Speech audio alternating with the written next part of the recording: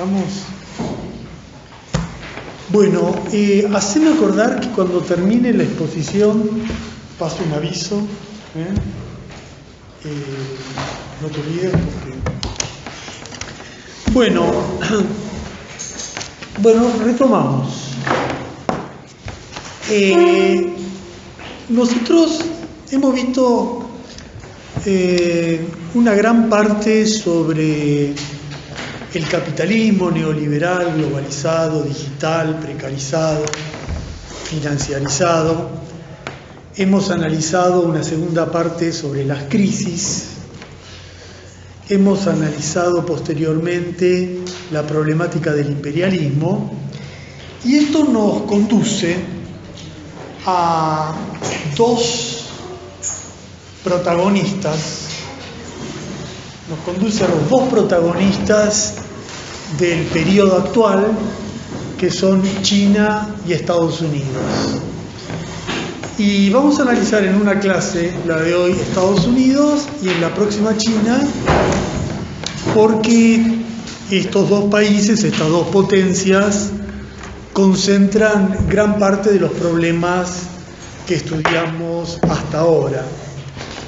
Y empezamos por Estados Unidos.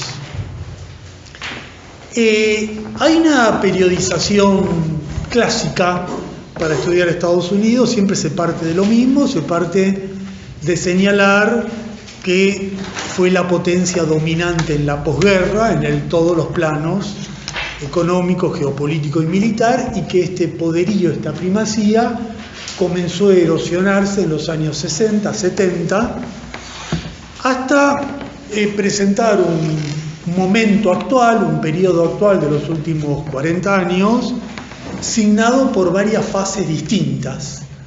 Estados Unidos encarnó la bipolaridad de los años 80, la disputa de la cual salió airoso con la Unión Soviética, la unipolaridad de los 90, como resultado de la Guerra Fría, quedó posicionado como una potencia dominante, intentó el proyecto del nuevo siglo americano, de una unipolaridad dominante global. Este proceso se cerró en la crisis del 2008, que dio lugar a 10 años de distintos vaivenes, y desde el 2017 hasta la actualidad hemos pasado a un periodo de salvataje coordinado del sistema bancario mundial en asociación de China y Estados Unidos, a lo que domina el escenario actual, que es la tensión comercial, la guerra comercial entre Estados Unidos y China. Vamos a tratar de analizar en qué consiste este problema, pero yo lo voy a hacer partiendo de dos postulados, de dos afirmaciones que intentaré probar en la clase, que son las que ordenan mi visión sobre el tema. Yo pienso que Estados Unidos encabezó el debut de la globalización por las características de esa potencia, pero quedó afectado por los resultados de la globalización. Fue el que empujó ese proceso y el que quedó enfrentado a la adversidad de ese proceso. Segundo tema, segundo postulado, Estados Unidos atraviesa una crisis de largo plazo previa a la globalización en varios terrenos estratégicos que iremos viendo. Estas son las dos ideas ordenadoras. Afectado por la globalización que impulsó, sujeto a una crisis de largo plazo. Primero, en el plano económico.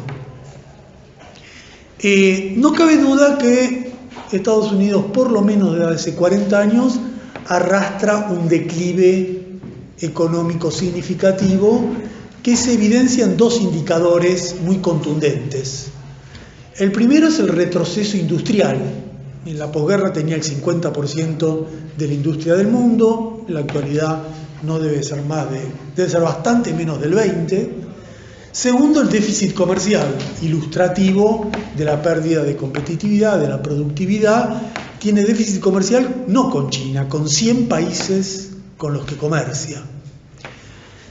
Retroceso industrial, déficit comercial, son los dos indicadores que siempre se presentan para demostrar el retroceso de la primera potencia.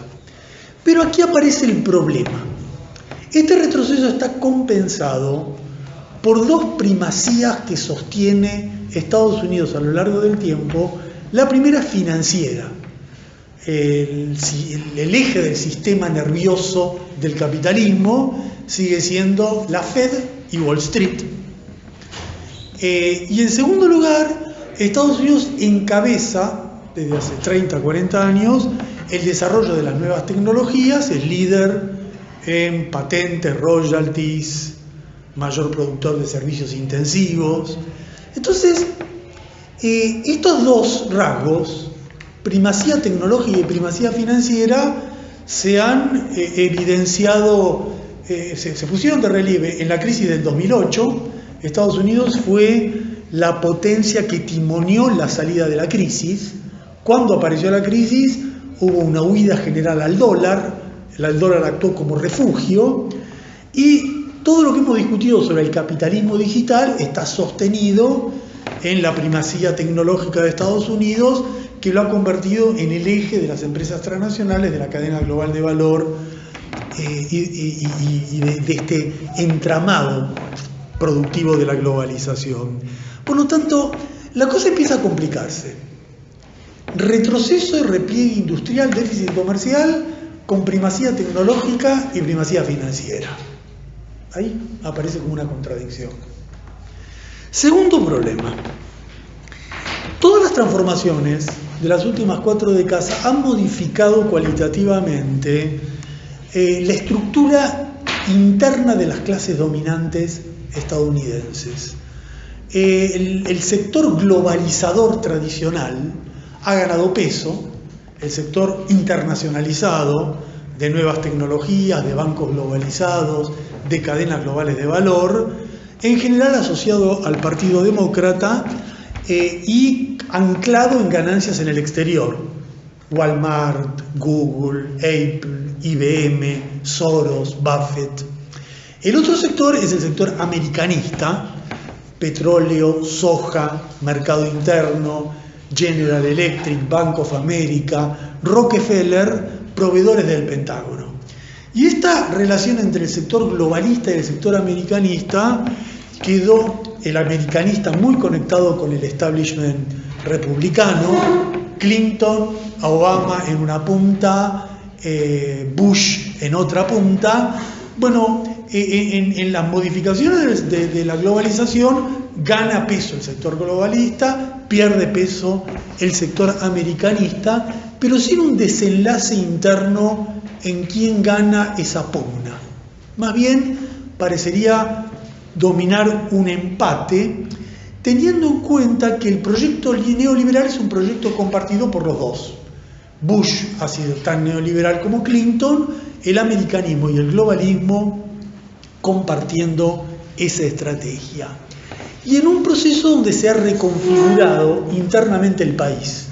El viejo cinturón industrial, Ohio, Detroit, que era el centro, el pulmón del país, sufre un fuerte declive, conectado con una gran reconversión demográfica por flujos inmigratorios y un ahondamiento de la grieta ideológico-política histórica del país entre el anglosajonismo identitario de las costas, desde el centro, y el multiculturalismo cosmopolita de las costas. Esa brecha histórica de Estados Unidos se afianzó en el curso de las transformaciones entre las costas y la América profunda de las últimas 4 décadas. Por lo tanto, la primera conclusión es que Estados Unidos tiene un retroceso económico, pero al mismo tiempo una vanguardia económica. En un proceso donde las clases dominantes se reconfiguran entre el sector globalista y el americanista, y el país en su conjunto protagoniza una modificación estructural en el plano cultural, político y demográfico. En todo este periodo, no cabe duda que Estados Unidos ha sido internacionalmente ganador frente a sus socios tradicionales y perdedor frente a su nuevo desafiante. Estados Unidos ha ganado peso económico, político frente a Europa. En cualquier índice que uno lo quiera mirar, Europa retrocede frente a Estados Unidos. Incluso Alemania, que es la economía que más se adaptó a la globalización productiva, no desafía a Estados Unidos, y ni que hablar de los países que se financiarizaron, como Gran Bretaña o como Francia, porque la gran diferencia estructural, uno tiene un Estado, el otro tiene un Estado en formación, sigue pesando a la hora de definir quién gana la partida.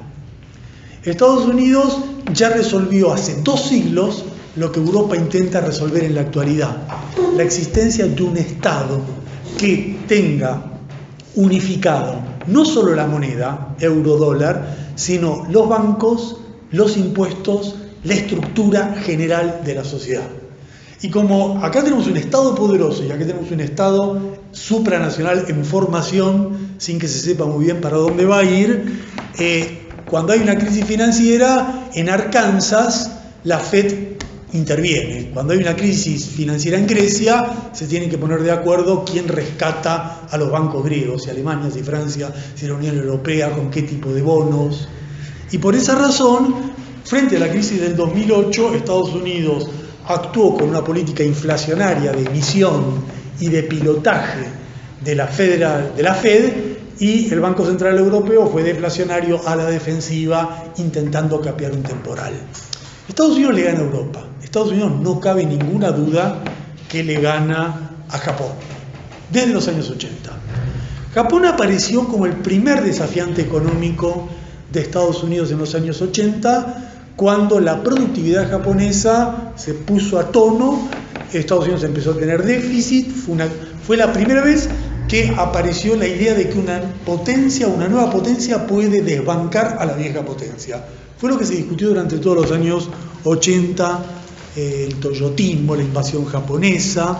Bueno, esto se zanjó en forma categórica a favor de Estados Unidos, y después de zanjarse esa disputa a favor de Estados Unidos, Japón ha tenido 4 décadas de estancamiento, la típica trampa de liquidez keynesiana, un sobreahorro que no se canaliza hacia la producción, un costo laboral que deteriora la rentabilidad de las empresas, burbujas financieras, etcétera, etcétera.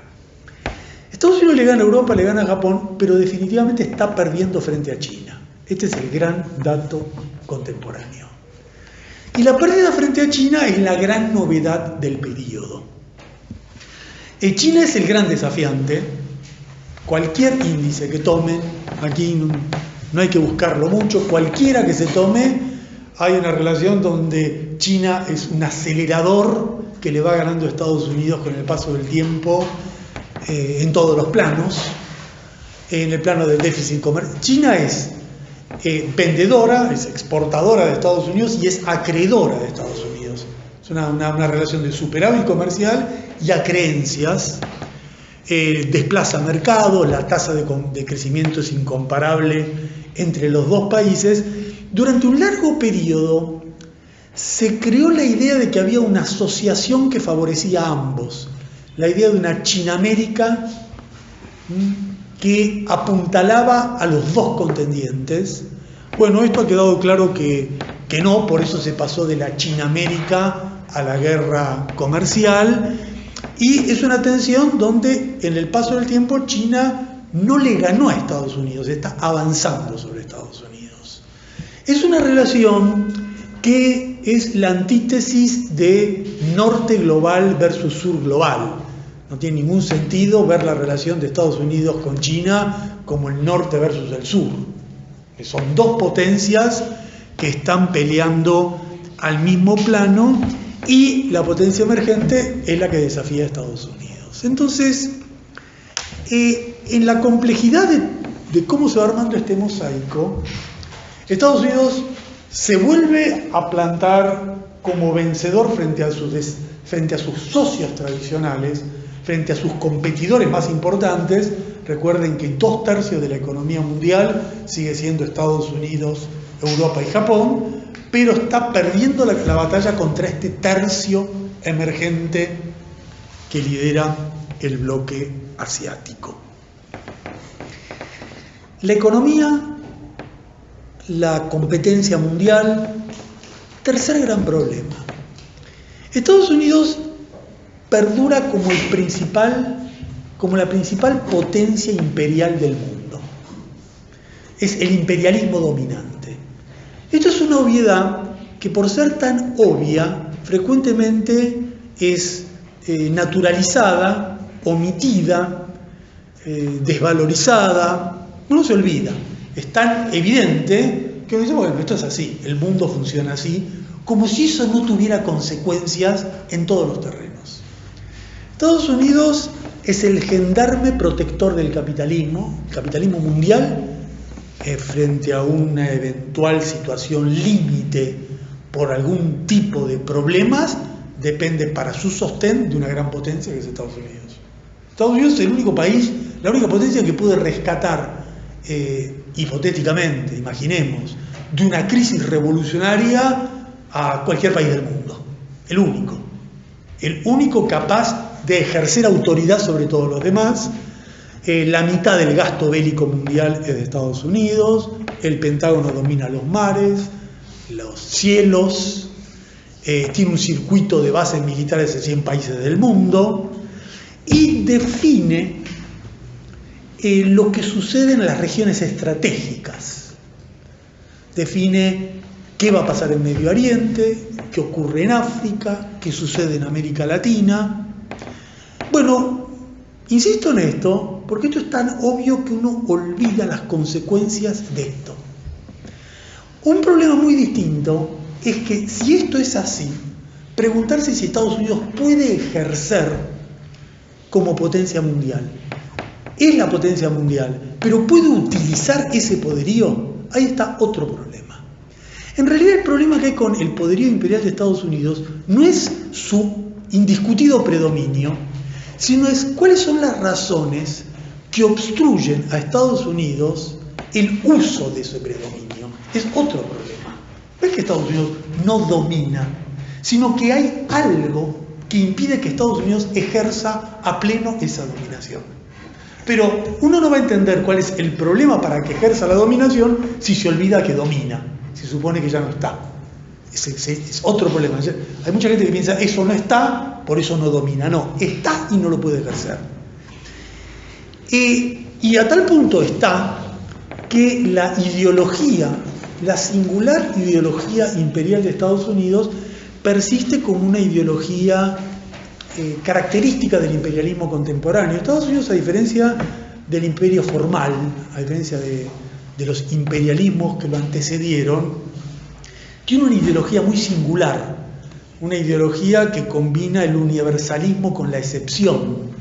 La idea que Estados Unidos cumple un papel misionero en el mundo, cumple un papel providencial y cumple una responsabilidad en el mundo.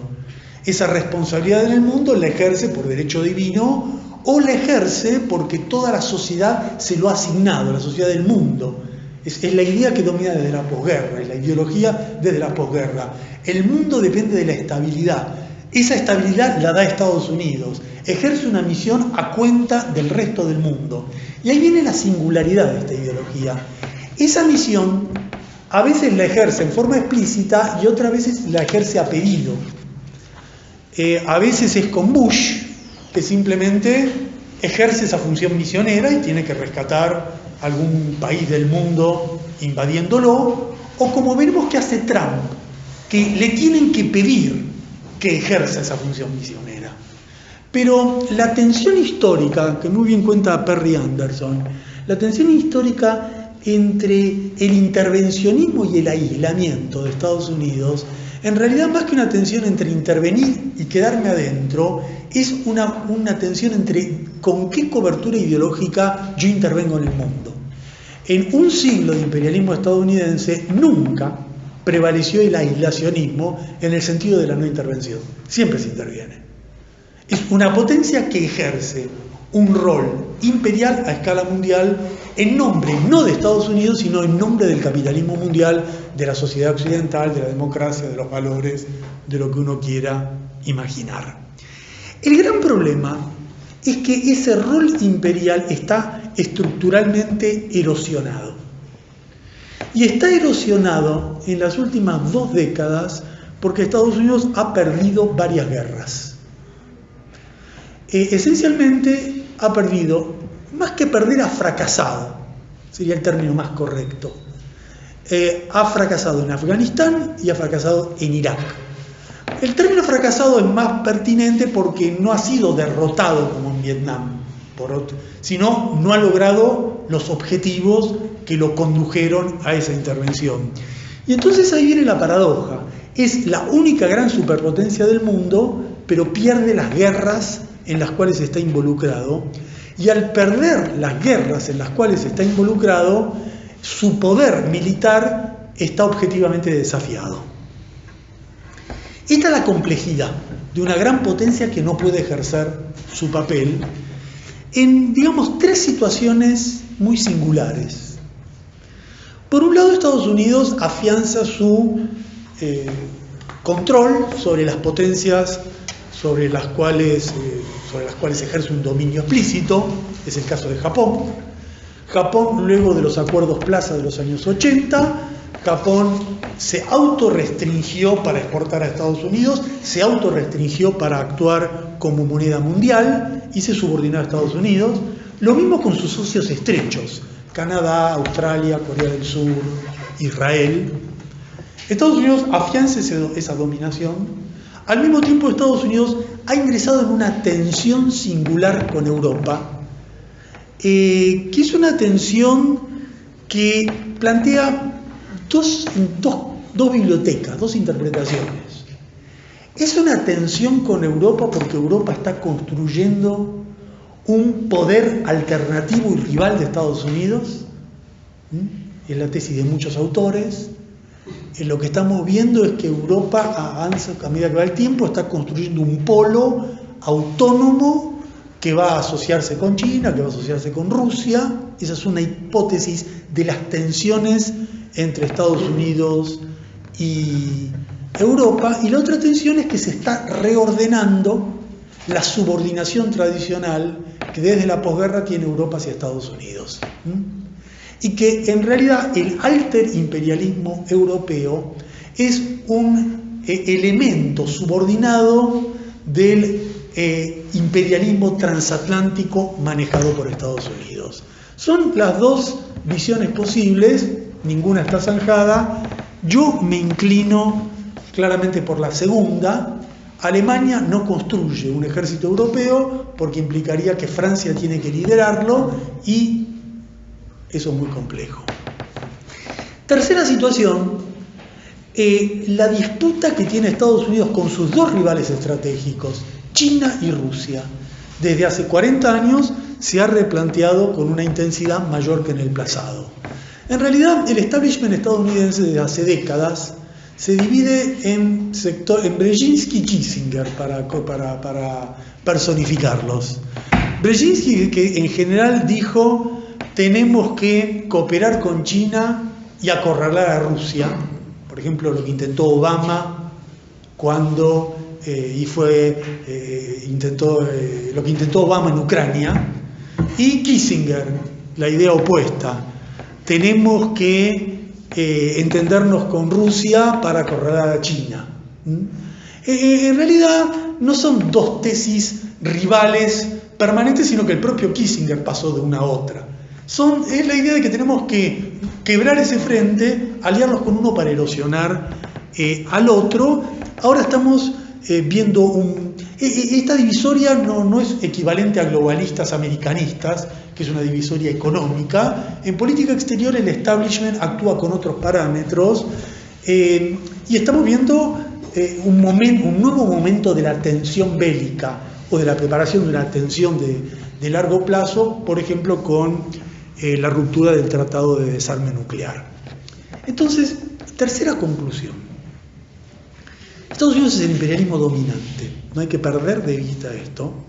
con una ideología intervencionista asentada en la sociedad y aceptada tradicionalmente por las clases dominantes del mundo, pero que conserva la subordinación de sus vasallos, coimperios o socios tradicionales, que ha ingresado en una tensión irresuelta con Europa y que apunta todos sus cañones contra sus rivales geopolíticos tradicionales, que son China y Rusia.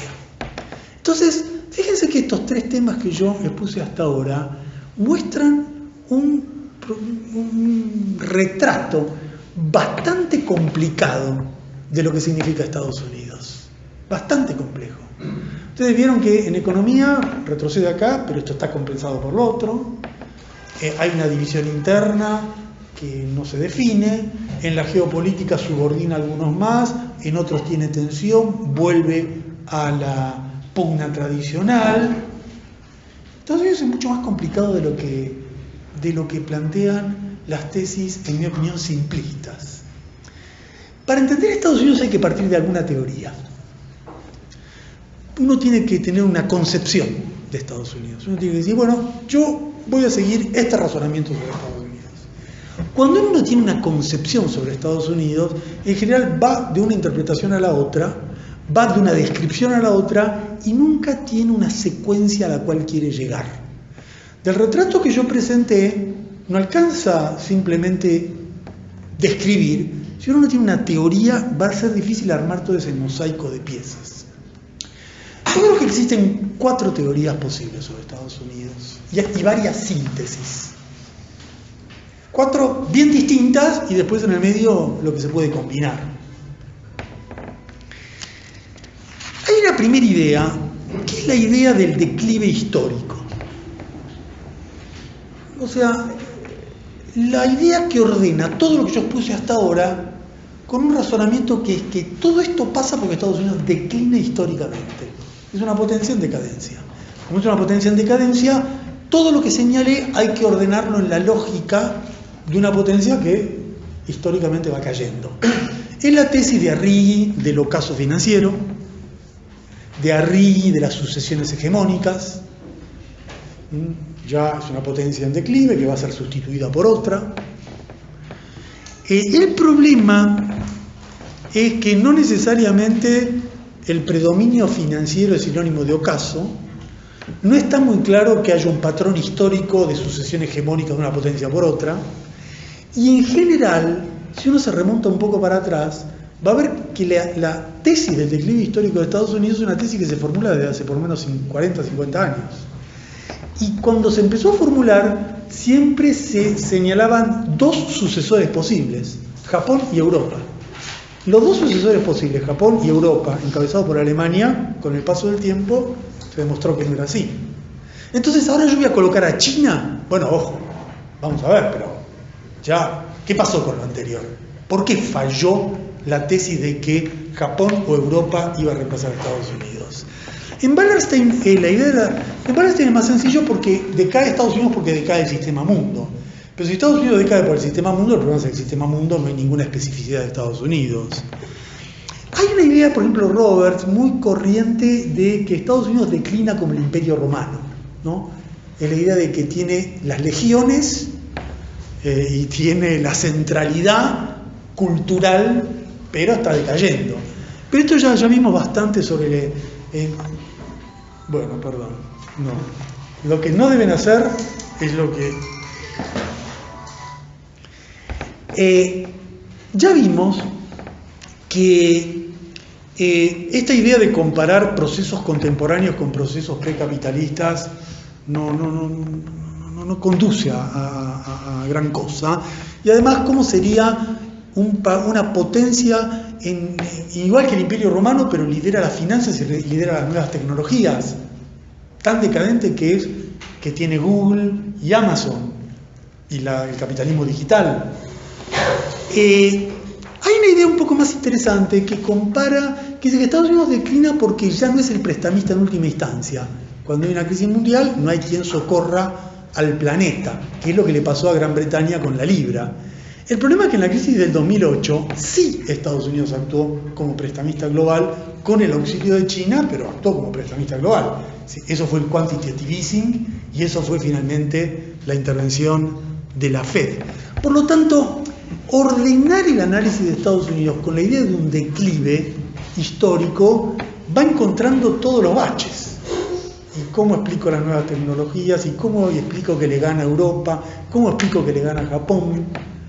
¿Cómo explico que sigue siendo la potencia militar dominante? Tiene muchos problemas esta idea. La tesis opuesta dice no, lejos de haber un declive histórico, lo que hay es una supremacía recreada de Estados Unidos. Es la tesis de Panich. Estados Unidos comandó la globalización financiera, comanda Wall Street, el circuito de la Fed, y como comanda las finanzas, comanda el mundo. También es la idea también de Dumenil. Yo diría que Anderson anda por ahí también. No porque Perry Anderson diga que el predominio de Estados Unidos se asienta en las finanzas, pero sí la sugerencia que el neoliberalismo predomina en el mundo porque Estados Unidos predomina en el mundo. En Anderson, la idea de la supremacía invariable de Estados Unidos está más conectado con una ideología y un modelo neoliberal que de Estados Unidos impuso al resto del mundo. En Dumenil y Panich es la centralidad de las finanzas. Claro que el problema de esta tesis es que omite todas las contradicciones. Si fuera tan así, bueno, ¿cómo puede ser de que tiene déficit comercial, que va perdiendo peso frente a China, que es una gran potencia que no puede intervenir? Hay muchos agujeros en esto. Otras dos tesis es la tesis de que Estados Unidos en realidad no es una potencia, es la cabeza de la transnacionalidad, es la idea de William Robinson. No hay que analizar a Estados Unidos, sino lo que Washington lo que encarna es un Estado y una clase dominante supranacional. El problema es que si en realidad Estados Unidos es una clase y un Estado supranacional, no hay ninguna especificidad de Estados Unidos y sobre todo no se entiende por qué Estados Unidos se pelea con otro. Si Estados Unidos encarna la supranacionalidad, la transnacionalidad, cuando se pelea con China, ¿quién se está peleando con quién? Se está peleando el sector globalista de Estados Unidos y el sector globalista de China contra el sector americanista de Estados Unidos y el sector del interior de China. No tiene ningún sentido. Es suponer que no hay estados en colisión. Bueno, es una tesis que no explica ningún conflicto. Y hay una última idea, la idea de Desai, de Radishka Desai, la idea de que finalmente que el mundo se ha vuelto tan multipolar que Estados Unidos es una potencia más, que ya perdió, ya su declive es tan fuerte que en un mundo unipolar no ejerce ningún papel significativo sobre el resto. Bueno, lo que pasa es que esto choca con el principio que yo subrayé al principio. Si nos olvidamos que Estados Unidos tiene la mitad del gasto mundial, 100 bases por todo el mundo y todas las fuerzas militares para proteger al capitalismo, estamos como omitiendo el dato ordenador del capitalismo contemporáneo. Por lo tanto, en estas la pregunta acá sería, ¿alguna de estas cuatro tesis me ordena la descripción anterior? El declive histórico, la supremacía permanente, la transnacionalidad, la potencia corriente, ¿me explican la diversidad de escenarios que yo describí al principio? Bueno, a mí no me termina de cerrar ninguna de estas tesis, pero con la salvedad de que si uno adopta alguna tesis no puede ordenar el análisis de Estados Unidos, y con la segunda salvedad que algo de esto tiene que haber. Si no cierran por completo, bueno, hay que combinar para tener un principio ordenador. Bueno, yo el principio ordenador que más me atrae es la idea de una crisis de largo plazo. La idea de que Estados Unidos es una potencia sujeta a una crisis de largo plazo, permite incluir tanto el repliegue como la continuada centralidad de Estados Unidos. Porque la idea de una crisis de largo plazo, en primer lugar, no plantea un resultado inexorable o un devenir predeterminado. Acá estaría la primera gran divergencia con la idea del declive. Si yo planteo que hay un declive histórico, yo lo que estoy diciendo, bueno, simplemente acá hay un hecho que se va a dar, Estados Unidos va a caer, va a caer, va a caer, y por lo tanto todo lo que ocurre es porque él va a caer. Cuando uno dice que hay una crisis de largo plazo, está señalando que hay una erosión estructural del predominio previo, pero no está prediciendo un resultado inexorable definido, una hipótesis que define un resultado. Como yo puse en una clase sobre el desarrollo desigual y combinado, a mí me gusta más esta forma de razonamiento que la teoría de las ondas largas. La teoría de las ondas largas tiene algo que ver, o tiene puntos de contacto con la forma de razonar sobre el ocaso. La onda va a subir y va a bajar, la potencia va a subir y va a bajar. Es la idea de que la historia se estructura en torno a procesos predeterminados que pueden ser previstos en el largo plazo. Como yo objeté tanto esta idea de la onda larga, del ocaso, de la sucesión hegemónica, a favor de una hipótesis metodológica de desarrollo desigual y combinado, hay una sucesión de contradicciones que se van gestando en el desenvolvimiento del capitalismo, que arman nuevos escenarios, que dan lugar a nuevas contradicciones con un devenir impredecible, con un devenir, con un resultado que uno puede imaginar, que uno puede calcular, pero que no puede establecer como un devenir inevitable. Por esa razón yo prefiero la idea de una crisis de largo plazo, y veo la idea de una crisis de largo plazo tomando todos los elementos que la teoría del declive toma como registros. Tomemos un ejemplo que cita muy bien Harvey. Una cosa fue la crisis del 2008, otra cosa fue la crisis asiática de 1997-98. Cuando una potencia, China, Japón, Corea, pudieron absorber con relativa facilidad la gran turbulencia del 97-98. Estados Unidos comandó la salida del 2008, pero todavía estamos viendo los efectos del 2008. La capacidad de digestión de una crisis, la capacidad de absorber una crisis, es un buen indicador si una potencia está en un crecimiento a largo plazo o en una regresión de largo plazo. Para darle un ejemplo, nadie podría afirmar que China está en una crisis de largo plazo. Sería intuitivamente, ¿cómo pues un país que crece al 8, 7, 10% hace 40 años, que se expande, que de la nada pasa a ser segunda potencia del mundo? Es cualquier cosa menos una crisis de largo plazo. Esta es una potencia que asciende sometida a infinitos desequilibrios. Pero todo lo que yo relaté de Estados Unidos es algo que va, viene, le gana a este, pierde frente al otro, con problemas estructurales que no tenía cuando, en la gran comparación que uno hace con la prosperidad y el predominio de posguerra. Entonces, el concepto crisis de largo plazo es un concepto que además permite integrar un fenómeno contradictorio. Porque en la descripción que yo hice, fíjense, la economía de Estados Unidos pierde peso en forma, la estructura, el PBI, el peso del PBI de Estados Unidos en el PBI mundial cae. Esa caída coexiste con que las finanzas y la tecnología estadounidense sube. Entonces, ¿cómo puede ser que uno cae y sube? Bueno, esa contradicción es una crisis de largo plazo. Esa contradicción. No es un declive, es una contradicción de largo plazo, que permite la coexistencia de fenómenos altamente contradictorios, que son contradictorios y que en algún punto deben resolverse. Las crisis de largo plazo en algún momento se tienen que superar. Pero Estados Unidos fue superando su crisis de largo plazo, derrotando a Japón, sometiendo a Europa, liquidando a la Unión Soviética. Quiere decir que en su crisis de largo plazo le ganó a este y ahora le aparece otro. Sigue la crisis de largo plazo, pero puede ir zanjando batallas porque es una crisis y no un ocaso al estilo de Arrighi, Wallerstein o Roberts. Habría que ver, por ejemplo, hay un ejemplo, a mí no me cierra, hay un ejemplo de crisis de largo plazo, la presenta Carroll, Gregorio, otros autores.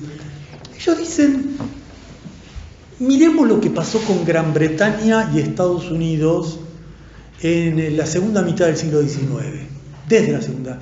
Gran Bretaña alcanzó su pico victoriano, 1860, por ahí, 1870, y después empieza, o fin de siglo si uno quiere, y después empieza a declinar.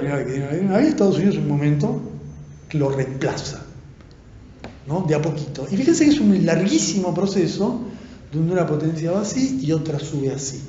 Esa es una hipótesis de muchos autores, la idea de que Estados Unidos puede declinar en el larguísimo plazo, manteniendo hegemonía militar, hegemonía tecnológica, hegemonía financiera, al estilo de lo que pasó con Gran Bretaña y Estados Unidos.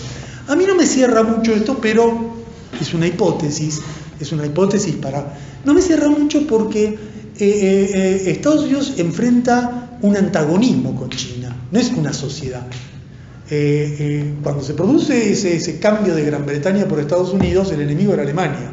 Entonces, Alemania pierde frente a Gran Bretaña, en la alianza Gran Bretaña y Estados Unidos derrotan a Japón y Alemania y el ganador es este.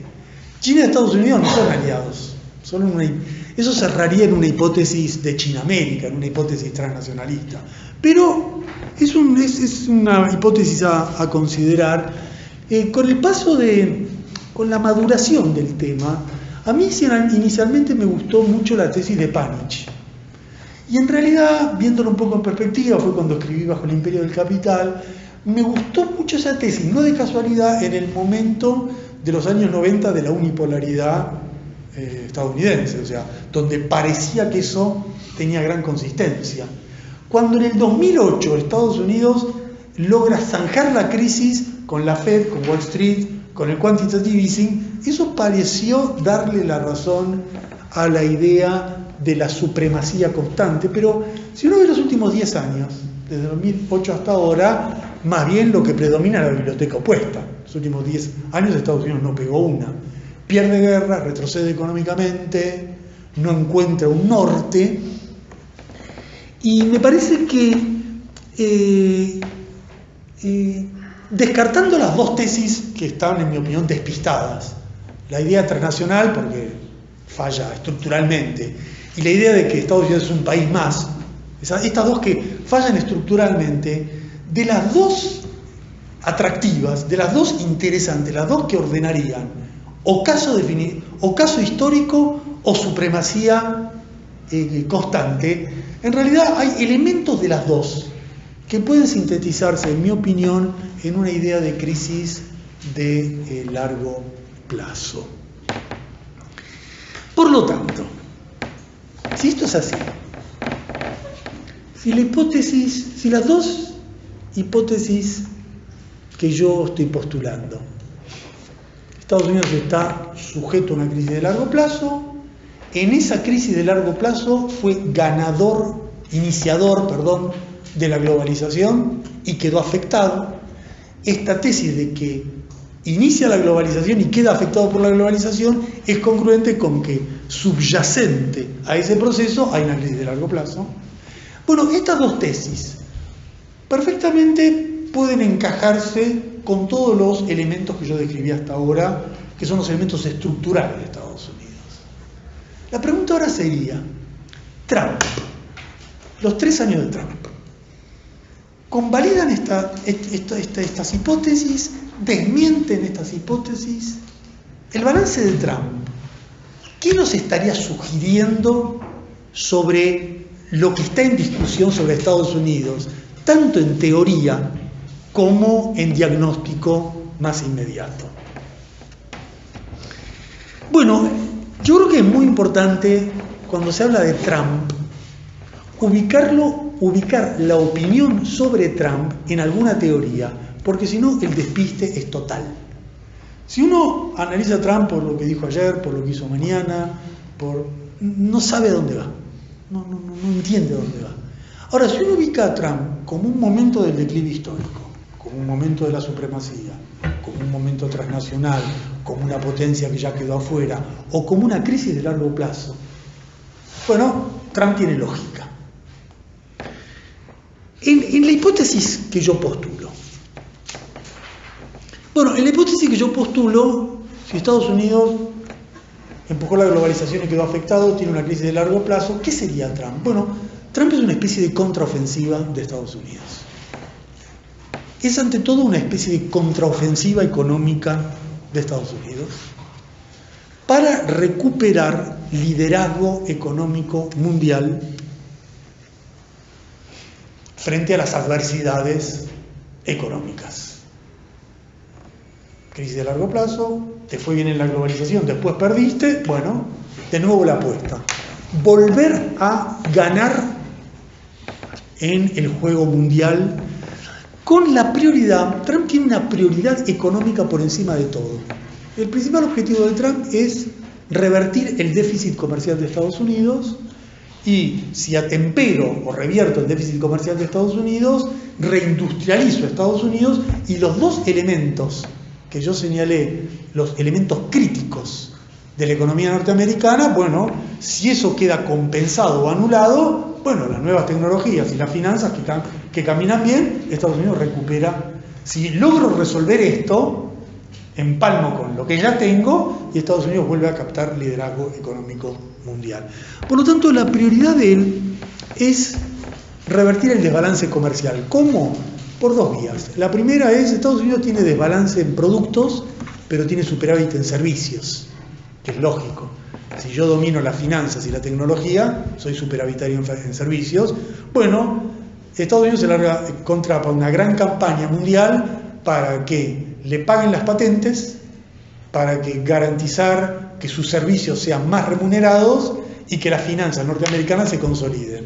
Y con lo que gano acá compenso lo otro. En la segunda vía es decirle a todos los que le venden mercancías a Estados Unidos que se tienen que acoger a nuevas reglas, que son las reglas del bilateralismo. Trump es un giro de la multilateralidad a la bilateralidad. El bilateralismo es un concepto muy distinto al proteccionismo. Y este es un punto muy controvertido, muy discutido. Yo tengo la opinión que Trump no es proteccionista. Trump es bilateralista. ¿Cuál es la diferencia? Proteccionismo es cerrar los mercados, construir el modelo de proteccionismo son los años 30. Cierro el mercado, el área del dólar, el área del franco, aranceles para arriba, bloque regional contra bloque regional. Eso es proteccionismo. El bilateralismo es, yo mantengo relaciones comerciales con todos, no armo una fortaleza para nada, pero las relaciones bilaterales, en vez de ser multilaterales, están guiadas por un principio de acuerdos forzosos. Bilateral quiere decir que, bueno, vos a partir de ahora, el precio es el precio, ¿no? Porque vos me vas a exportar tanto, no me exportes más, el precio es este. Rediscutir cada acuerdo comercial uno por uno, por eso es bilateral, uno con China, uno con Europa, uno con México, cada uno, para contrapesar el déficit comercial. Por esa razón, esta es la prioridad de Trump. Y por eso Trump es ese tipo tan exótico que va a las reuniones del G7, insulta a todo el mundo, patotea a todo el mundo, se burla de todo el mundo, le escupe a todo el mundo. ¿Qué hace Trump? Trump hace lo que hizo siempre como empresario, negociar duro. Antes vendía y compraba propiedades, ahora vende y compra el PBI norteamericano. Pero la misma idea. Vos tenés que aceptar lo que yo te digo. De esa forma virulenta de negociar es lo que muy bien definió un autor como un neomercantilismo, un mercantilismo corporativo, ¿no? Un principio tradicional neomercantil: exportar mucho, importar poco, negociar duro, imponer reglas comerciales basadas en pegar gritos y discutir con una posición de fuerzas. Cuando Trump dice, bueno, yo voy a comprar Groenlandia, y si Dinamarca no me quiere vender Groenlandia, bueno, yo no quiero hacer más nada con Dinamarca. Uno dice, pero este tipo está loco. Eso es. en Groenlandia como la infinidad de cosas que ha hecho Trump. ¿Cuál es la lógica? La lógica de todo eso es el bilateralismo para reducir déficit, para mejorar la posición económica o comercial de Estados Unidos. ¿Esta política es antiliberal? Ahí viene el punto. Es una política, es un neomercantilismo con muchos elementos de neoliberalismo, sin ser para nada el neoliberalismo clásico, que por definición es multilateral. ¿Se puede hablar de un neoliberalismo comercial bilateral? Hace mucho ruido. Pero, por ejemplo, Dumeniil en un momento habló de neoliberalismo administrado. Porque no olviden que Trump es ultraliberal en las finanzas y ultraliberal en la reforma fiscal, en el ofertismo. O sea, tiene dos pilares del superliberalismo. Pero lo congenia, lo mixtura con el propósito estratégico que tiene, que es reducir el déficit fiscal norteamericano, estadounidense. El segundo gran objetivo de Trump es disputar con China. Uno podría decir que esto ya apareció con Obama, y es cierto, pero Trump es el hombre que llega para decir, bueno, yo le tengo que ganar a China, esta es mi disputa.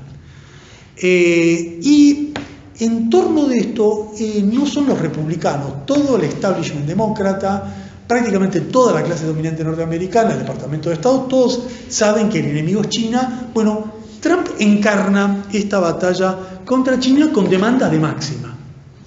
En realidad, Trump a Xi Jinping le dice, bueno, vos tenés que terminar con la ruta de la seda, vos tenés que abrir toda tu economía, no podés militarizar más el Mar del Sur, vos tenés que privatizar las empresas. Le dice todo. Bueno, le dice todo para ir disputando punto por punto. Lo que disputa concretamente son aranceles. Y en la disputa de aranceles, el que gana la disputa de aranceles puede pasar a la otra. Nada de lo que dice, termina con la ruta de la seda, cabe la posibilidad si antes no le gana la guerra arancelaria. Y ahí están. Un día le sube un arancel, China responde subiendo el arancel, dice te subo más, después le dice no te subo menos, después dice arreglo, después dice una tregua, va y viene, va y viene, va y viene, en una negociación por el momento totalmente incierta. Lo que está claro es que es el objetivo estratégico. Por eso es importante ver qué es lo que el hombre quiere. El hombre quiere reducir el déficit comercial, el hombre quiere disputar con China estructuralmente. Y fíjense qué interesante, que el eje estratégico del conflicto con China es quién maneja las nuevas tecnologías. Es la guerra por el G5. ¿Quién controla el G5, que es la nueva tecnología, que el Internet de las cosas? Todo viene por ahí ya. Por eso Trump sabe muy bien que su prioridad es impedir que China llegue al 2025, ¿no? La agenda de las nuevas tecnologías de China. Él sabe que quiere eso, que no llegue a cumplir la agenda China 2025, y lo hace como forzando patentes. Me pagás eso y obstruyendo, decirle, por ejemplo, bueno, Francia no podés usar, Canadá tenés que poner presa a la presidenta de Huawei, nunca puedo pronunciar, Huawei, la tenés que poner presa porque atenta contra la seguridad nacional. No importa lo que se diga, es obvio que no tiene. Estados Unidos tiene una ventaja tecnológica muy grande sobre China, en patentes, en royalties, en todos los planos. El problema es que eso que los expertos decían que son 10 o 15 años de diferencia, se está achicando a un paso aceleradísimo, y como Trump sabe que eso se achica a un paso aceleradísimo, ha puesto el envión a todo hora. Esto es interesante porque cuando se lo ve a Trump como el representante del sector americanista, la soja, el petróleo, el Pentágono, y no de Google, uno se olvida que Trump está encabezando una batalla para defender a Google, Amazon y Facebook. Esta idea esquemática de que Trump es el sector no globalista, bueno, contradice el principal objetivo de Trump, que es una victoria norteamericana, estadounidense, en materia de nuevas tecnologías. Y por eso yo llego a una conclusión que es muy discutida, que ya ha dado fuertes controversias. En mi opinión, Trump no es el fin de la globalización. Es la conclusión de todo lo que estoy exponiendo. Trump no es el fin de la globalización porque Trump no se le pasa por la cabeza revertir la cadena global de valor, desestructurar las empresas transnacionales, no se le pasa por la cabeza cortar el libre flujo de capital que financia los circuitos internacionales de la producción a través de la emisión de acciones por Wall Street. Nada de lo que es estructural de la globalización, cadenas globales de valor, empresas transnacionales, globalización financiera, nada de lo estructural Trump lo piensa erosionar, entre otras cosas porque la economía norteamericana depende hoy, como nunca, de la importación de bienes intermedios. Sin esos bienes intermedios no puede funcionar. Entonces, no puede cortar eso, y en mi opinión no quiere cortar eso. Y además no quiere ni puede hacerlo, porque si lo hace pondría en entredicho la supremacía del dólar. El dólar solo puede funcionar como la moneda mundial que preserva ese rol porque hay una globalización financiera estructurada en torno a la moneda del dólar. Lo que pasa es que esto puede... aquí vendrían dos hipótesis derivadas, habría que verlas, ¿no? Habría que pensarlas un poquito. Pero si Trump no es el fin de la globalización, Trump es un conflicto serio con la globalización. Es como vamos a pegar un giro en la globalización, vamos a enmendar la globalización. ¿Por qué? Por la tesis inicial que yo formulé. Estados Unidos fue el iniciador de la globalización y es el afectado por la globalización. Le salió mal, le ganó China. ¿Qué hace ahora? ¿Desmonta la globalización o reordena la globalización? Desmontar la globalización no solo es casi imposible hoy, difícil de imaginar, sino que si Estados Unidos desmonta la globalización que inició, no cabe duda que sería el perdedor de ese desmonte. Se quedaría sin lo que tiene. ¿Qué tiene? Nuevas tecnologías, finanzas. Si desmonta la globalización, pierde nuevas tecnologías y finanzas. Lo que quiere es volver a tener industria, pero si lo hace anulando finanzas y nuevas tecnologías, se queda sin nada. Por lo tanto, Trump va a empujar esto con nuevas formas de convenios bilaterales, regionalizaciones, otro tipo de regionalizaciones, articuladas al plan de reordenamiento de la globalización. Yo plantearía la hipótesis que quizás, esto queda como hipótesis, esto hay que probarlo, todavía hay que pensarlo un tiempo, quizás lo que está en disputa no es la globalización versus la desglobalización, sino dos modalidades de globalización. Quizás lo que está en disputa es la globalización con el patrón multilateral que predominó hasta Trump, que era el patrón de Clinton, de Obama, bajo cuyo esquema China estaba ganando.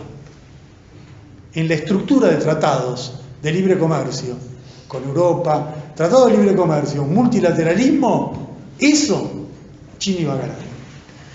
Ese modelo es el que China quiere sostener. Ese modelo es el que Trump no quiere sostener. Sería una globalización bilateralizada, la que busca Trump, contra la mundialización multilateralizada, que era la que tenía Estados Unidos y la que quiere China. Y Trump ha decidido disputarle a China con esta, porque en esta estoy mejor parado, en esta puedo negociar mejor, porque utilizo lo que yo tengo fuerte, el Estado, el ejército, la ideología, las nuevas tecnologías, las finanzas, para compensar lo que me está faltando. Bueno, esta es la hipótesis. En esta hipótesis yo lo que estoy planteando entonces es que si Estados Unidos tiene una crisis de largo plazo, fue el iniciador de la globalización y el afectado por la globalización, el propósito de Trump es remediar esos baches. La adversidad de la globalización, tal cual está hoy, para encarrilarla en algo favorable, y si eso se encarrila, volver a intentar superar la crisis de largo plazo. Ahora viene la gran pregunta. Después de 3 años, ¿Trump está logrando o no está logrando su objetivo? Como todo, esto es bastante... La pregunta tiene una respuesta bastante contradictoria.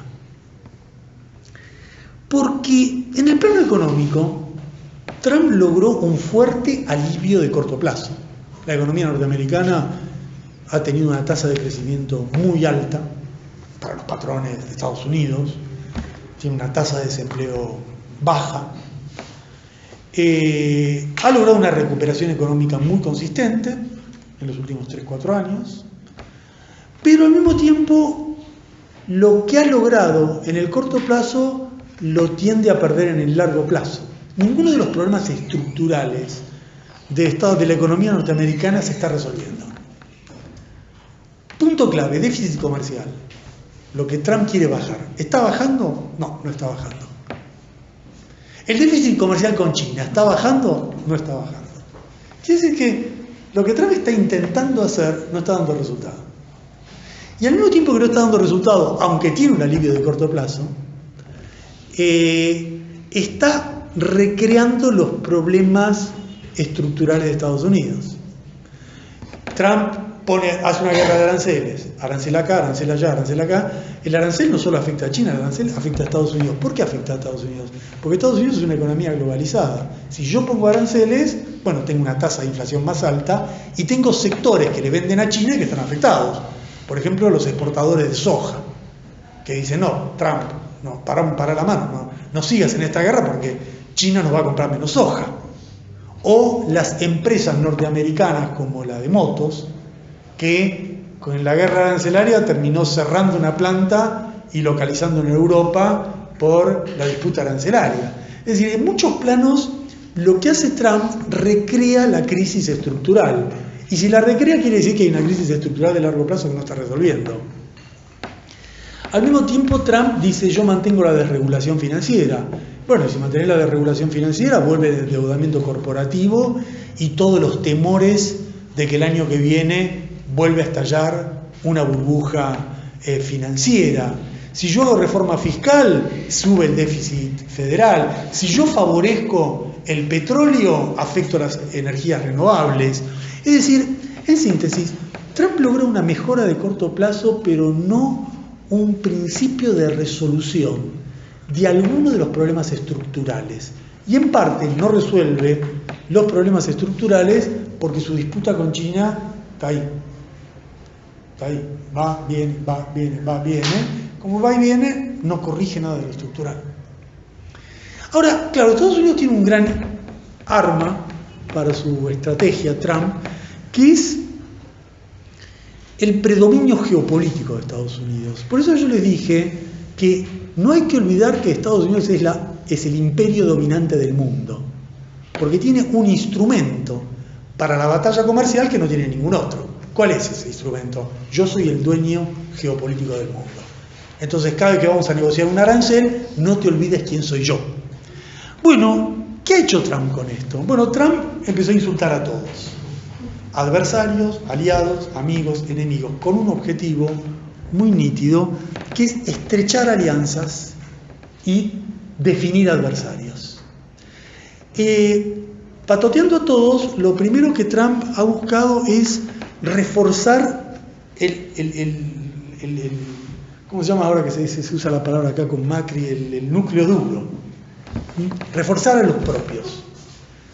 Lo que ha hecho Trump en 3 años es tejer una alianza más sólida con los imperios, con Arabia Saudita, con Israel, con Japón, con la India, con Australia, con Gran Bretaña, con el bloque transatlántico.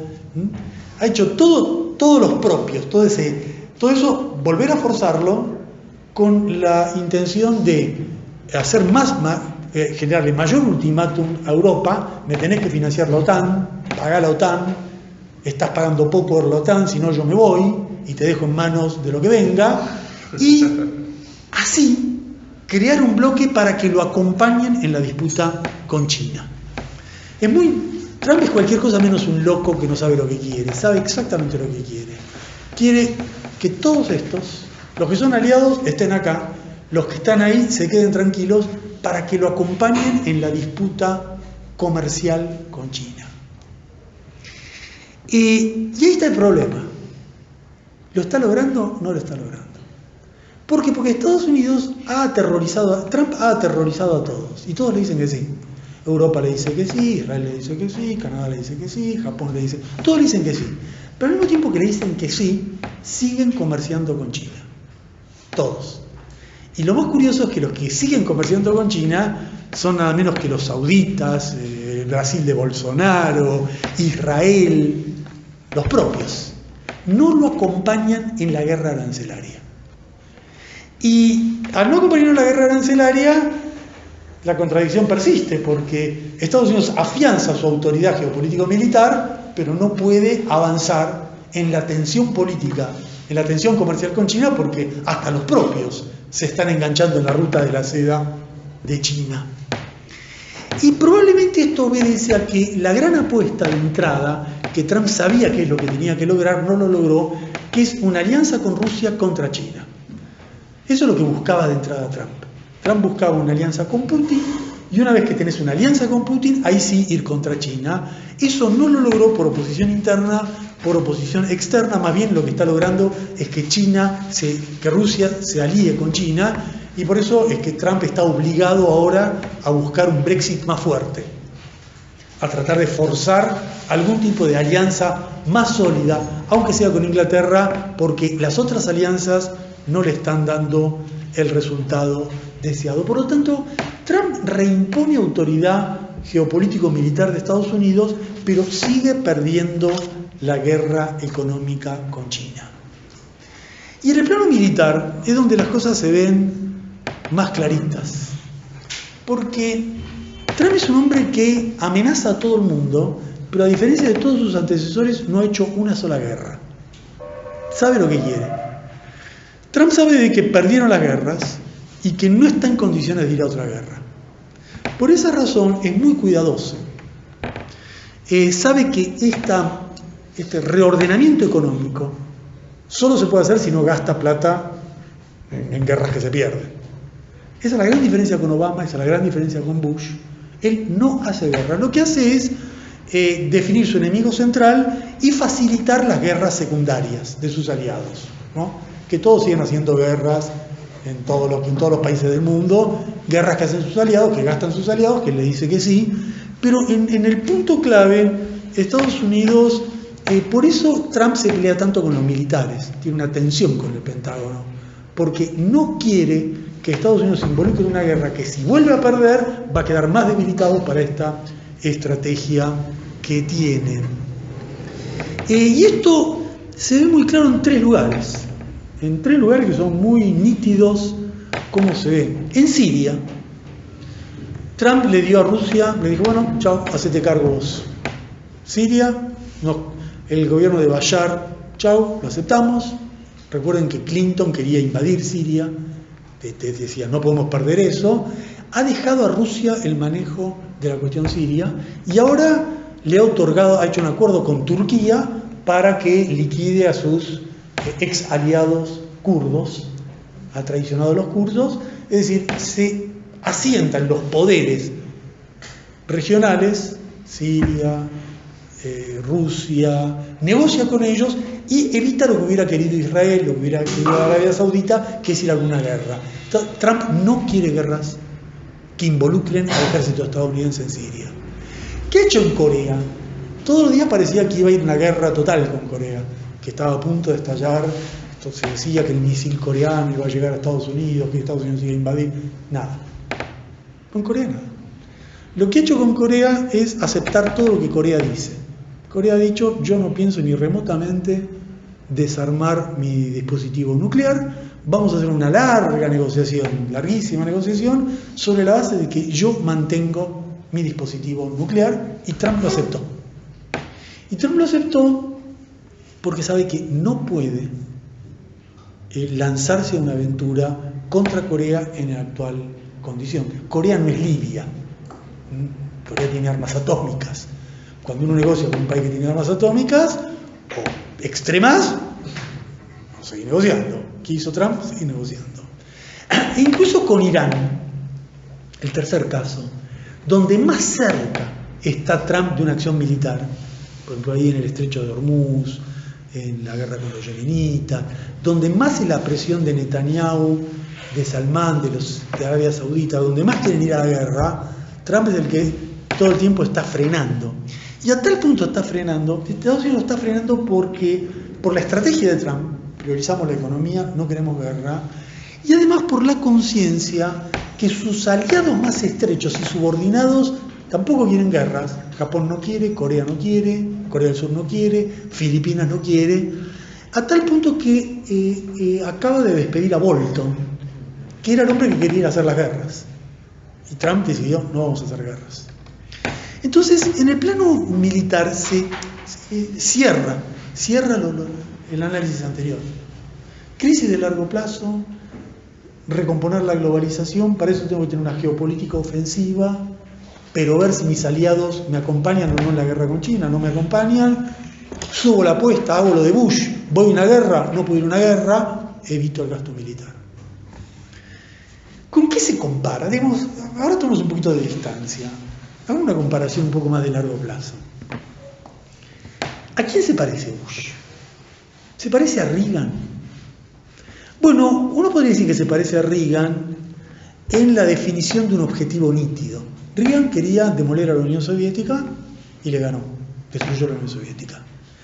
Trump quiere destruir a China, la gran diferencia es que lo que logró Reagan, Trump no lo está logrando. La victoria que consiguió Reagan no es la que está logrando Trump, no por Reagan y Trump, sino por China y Rusia. La Unión Soviética estaba implosionando, China le está jugando de igual a igual. Así que no es el personaje.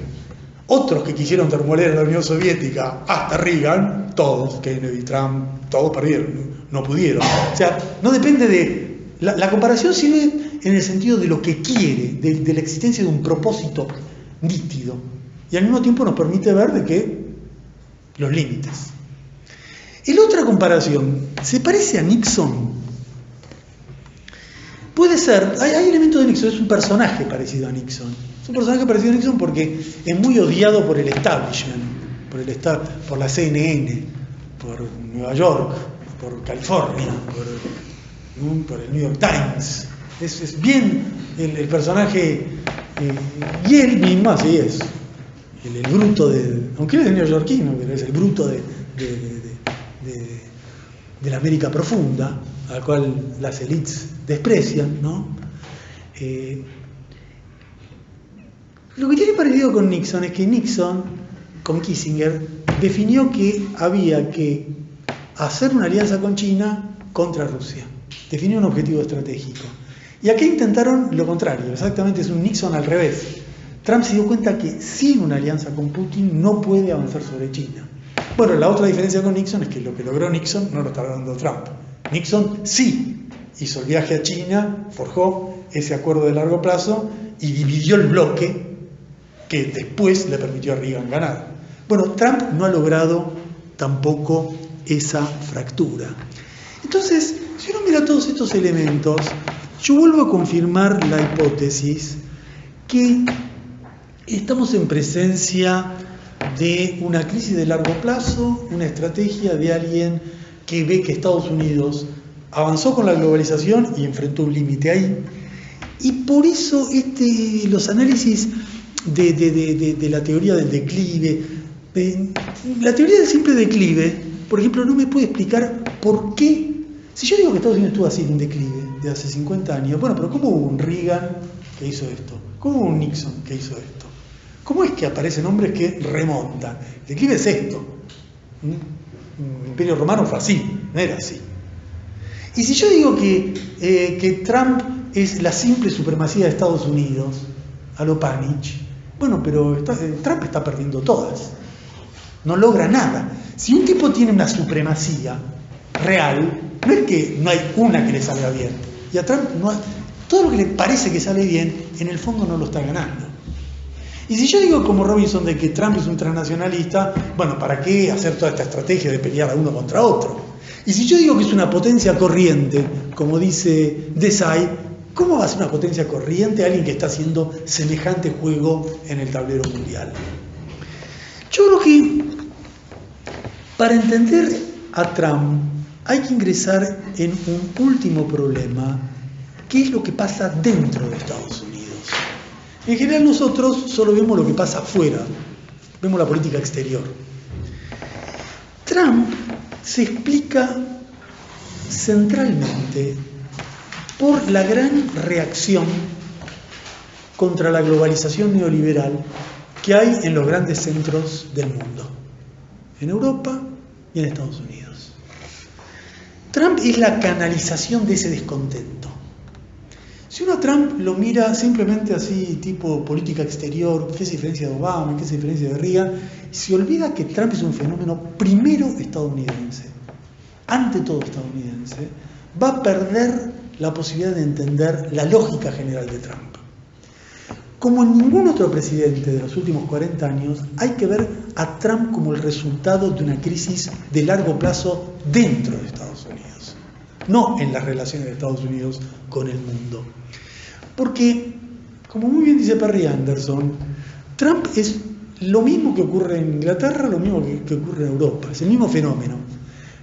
El descontento con la globalización neoliberal canalizado por la derecha, lo que se llama el populismo derechista de los países desarrollados. Trump es lo mismo, con una diferencia. En Europa no se atreven a ir al fondo, en Estados Unidos sí, porque Le Pen o cualquier derechista europeo está atado estructuralmente al euro, no puede actuar como Trump. Cada vez que está por hacer algo dice, bueno, la derecha está por subir en un país. Bueno, cuando la derecha gana algo en algún país de Europa continental, esa derecha termina siendo absorbida por el establishment europeo, participa en el Parlamento Europeo, se mantiene dentro del euro y no rompe la Unión Europea. Con lo cual, un populismo que es derechista, que es nacionalista, pero que al final no puede romper el euro, al final no puedo salir del país, al final no puedo hacer nada. Bueno, tiene una frontera para actuar que no tiene Estados Unidos. Perry Anderson dice una cosa muy interesante, dice, entre la impotencia de la derecha europea y la potencia de la derecha norteamericana, hay una situación intermedia que es el Brexit, que es exactamente que está en el medio.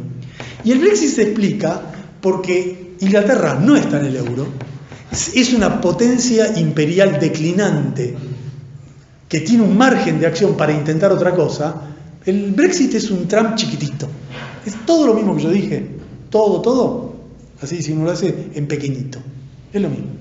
Lo mismo quiere hacer Inglaterra, lo mismo quiere hacer Trump.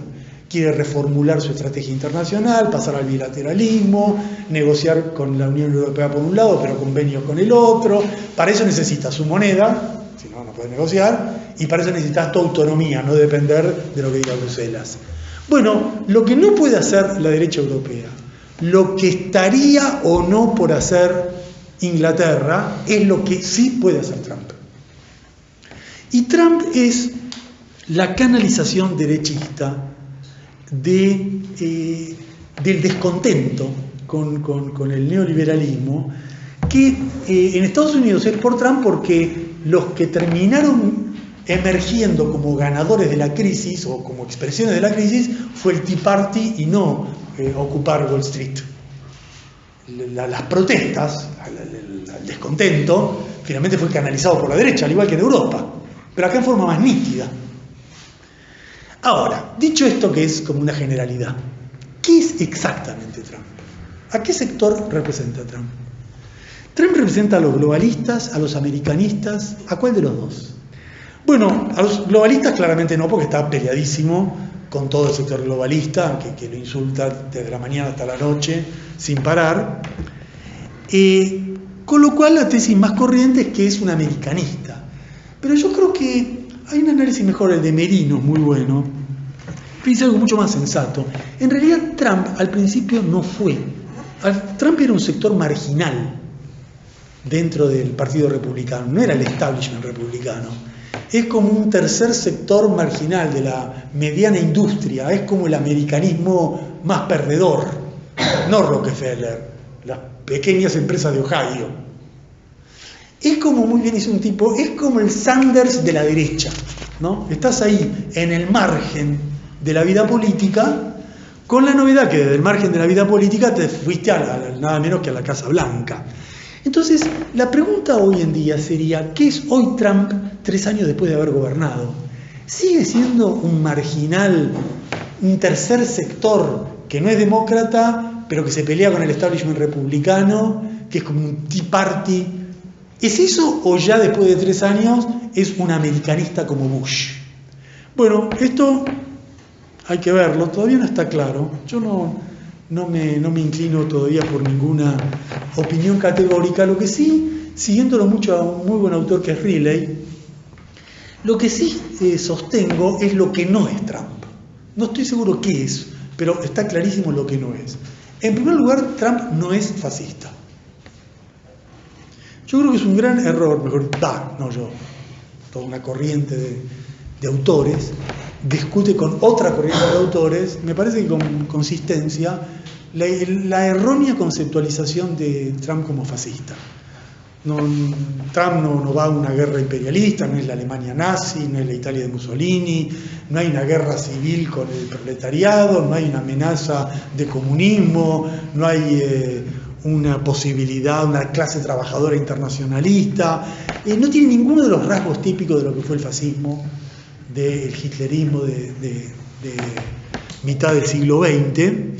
Yo creo que Trump tampoco es populista, pero no porque esté mal, sino porque el populismo es un término vacío. El problema del populismo no es que Trump no lo sea, es que es difícil definir qué quiere decir exactamente.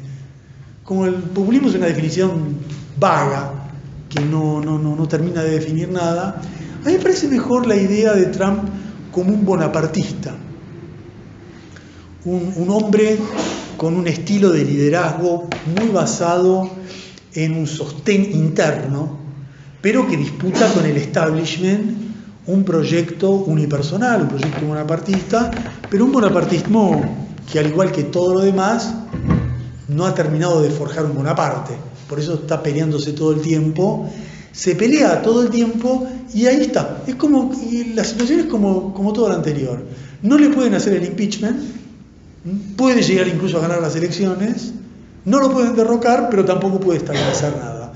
Y esta ausencia de estabilidad, de estabilización, está a su vez conectada con el resultado de las políticas exteriores que relaté antes. Lo importante para mí, en mi opinión acá, es sí registrar que Trump tiene un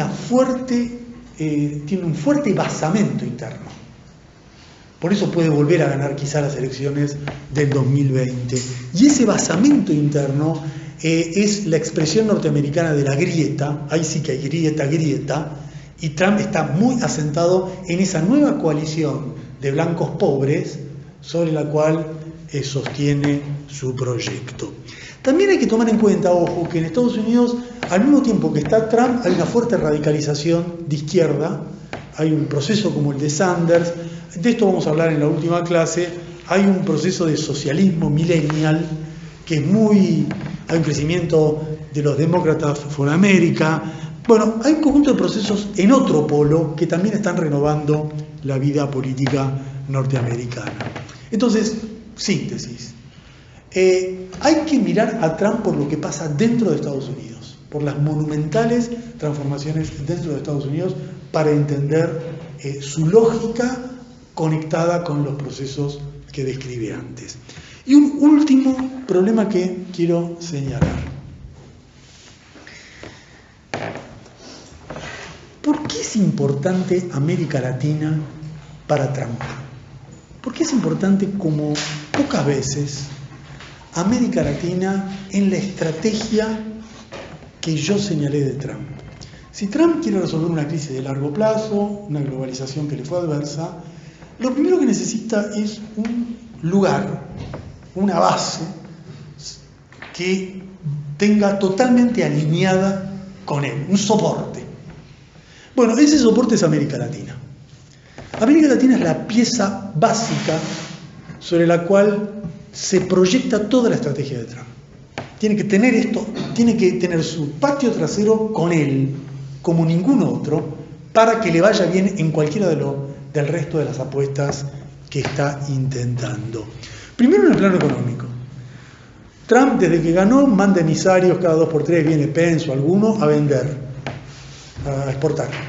Hay una ofensiva exportadora con Latinoamérica, que salvo México, con todos tiene, a diferencia del mundo, superávit comercial. Bueno, tiene que aumentar ese superávit comercial. Por eso todo el tiempo están vendiendo. ¿Lo está logrando? No, por 2 motivos. La primera, que como la economía latinoamericana está cayendo, no tiene plata para comprar, así de sencillo. Y segundo, como Trump le hace la guerra arancelaria a todos los que le quiere vender, al mismo tiempo está obstruyendo la posibilidad de que te compre más. Si a la Argentina le dice no me vas a exportar biodiesel, a Brasil le dice te voy a restringir el acero y el aluminio, bueno, ¿cómo te voy a vender más si al mismo tiempo te estoy poniendo límites a lo que vos me tenés que exportar a mí? Con lo cual acá hay algo, hay un límite que viene con la propia política de él. Ahora, si la estrategia central de Trump es recuperar la economía norteamericana contra China, lo primero que tiene que lograr Trump es desplazar a su enemigo principal de su patio trasero, de América Latina. Si Trump no logra sacar a China de América Latina, menos va a lograr someter a China a que no haga el plan 2025 de tecnología. Si no logra expulsar a China de América Latina, bueno, y acá enfrenta el gran problema que China ya avanzó mucho, muchísimo. Ya entretejió relaciones con las clases dominantes tan fuertes que ¿cómo hace la burguesía brasileña para decir, no le vendas más? ¿Cómo hace para decirle a todos, yo no te voy a comprar más, pero además no le vendas más al otro? No es América Latina con la Unión Soviética, no es América Latina es América Latina con el principal socio de sus exportaciones. Entonces acá el punto probablemente es que parecería que Trump llegó tarde y que va a ser muy difícil dar vuelta a esto, dar vuelta a esa relación. Ahora, dicho esto, para ser equilibrados, Trump ha logrado en América Latina lo que no logró en ninguna parte, en 2 planos. Es el único lugar donde suscribió el tipo de acuerdo de comercio que él quiere, que es el nuevo NAFTA. El nuevo NAFTA con México, que tiene otro nombre, es exactamente el modelo de lo que quiere Trump. No proteccionismo, un nuevo acuerdo, y ese acuerdo simplemente le da todos los privilegios que quiere Estados Unidos y que México se los concedió todos. Privilegios de mayores insumos de Estados Unidos, reducir el déficit comercial, que las empresas automotrices definan toda su estrategia, patentes, bueno, todo el paquete de un nuevo tratado de libre comercio amoldado a lo que yo necesito. Trump, eso que no pudo hacer con ninguno, ya lo hizo con México. Y esto ya nos da una pista de cómo analizar las cosas. Lo otro importante de Trump, que tiene importancia estratégica, es los migrantes. Trump es estructuralmente hostil como ningún presidente estadounidense de América Latina, el único, porque él insulta a los latinoamericanos, desprecia a los latinoamericanos y construye el muro. Uno dice, ¿pero por qué construye el muro? ¿Por qué esa hostilidad? ¿Es contra América Latina? No. Trump necesita una guerra a la inmigración porque su base social depende de eso. Por eso yo dije que si no miramos por adentro de Estados Unidos, no vamos a entender por afuera de Estados Unidos. América Latina es clave para consolidar esa base derechista que le permitiría ganar o no las elecciones del año que viene. Esa base derechista se basa en la campaña contra los inmigrantes. Chauvinismo, racismo. Por eso Trump es tan duro. Es tan duro no porque los inmigrantes afecten la economía norteamericana, todo lo que dice son pavadas puras.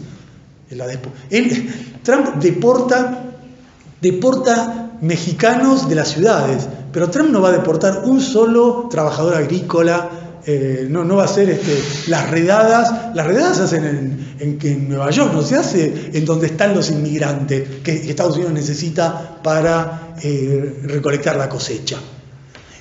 Lo que pasa es que esa hostilidad contra los inmigrantes es la base para afianzar la cohesión interna, que es una cohesión interna derechista muy dura.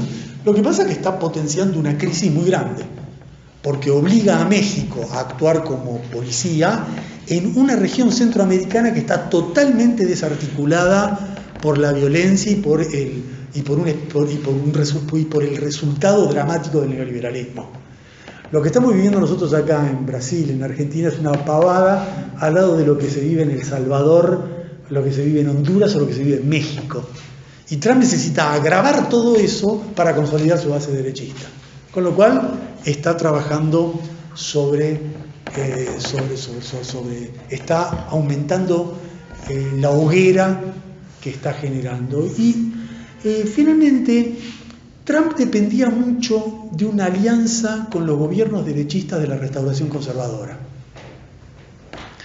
Trump montó su estrategia mundial sobre la base de una fuerte alianza con Macri, con Bolsonaro, con Duque.